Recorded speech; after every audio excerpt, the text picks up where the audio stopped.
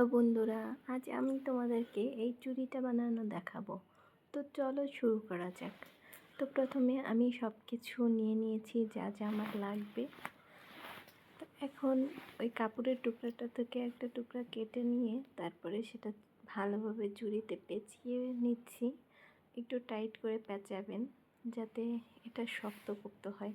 একটা জিনিস যদি আমরা বানাই সেটা যদি একটু ভালোভাবে শক্তপোক্ত না হয় তাহলে কেমন জানি নিজের কাছেই ভালো লাগে না, কারণ এটা তো আমি ইউজ করব। যদি সেটা একটু টান লাগে তাহলে কিন্তু ছিঁড়ে যাওয়ার বা ছুটে যাওয়ার সম্ভাবনা থাকে। তো আমার চুড়ি বানানো শেষ। চুড়ির সব দিকের কালারটা একরকম, এক সাইডে শুধু জলপাই একটা কালার পড়েছে। তো আমি ওইখানেই ডিজাইনটা করব, মেইন ডিজাইনটা। তো আমি এখানে একটা সুতা দিয়ে গিট দিয়ে নিয়েছি। অনেকে গিট দেয় না, কিন্তু আমার মনে হয় যে একটু সিকিউর হলে বেশি ভালো হয় জিনিসটা, আর কি ছোটার সম্ভাবনা থাকে না।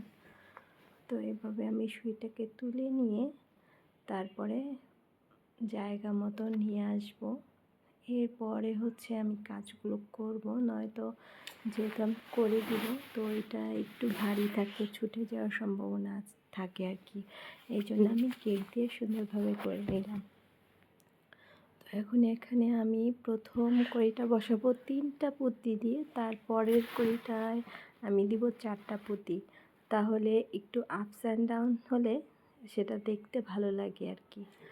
তো কড়িটা উল্টো দিক থেকে দিয়ে তারপরে আবার পুঁতিগুলোর ভিতর থেকে ওই সাইড থেকে সুইটাকে তুলে তারপরে সিকিউর করে দিব।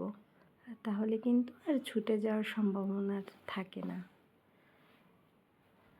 একটু সাবধানে কাজটা করতে হবে, নয়তো গিট লাগার সম্ভাবনা থাকে।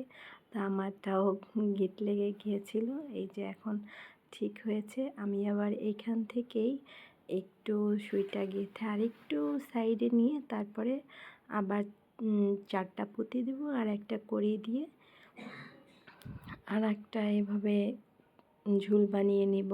একটু ঢিলা করে রাখতে হবে, তাহলে পরার সময় একটু ঝুনঝুন আওয়াজ হবে আর কি, একটু লুজ থাকলে।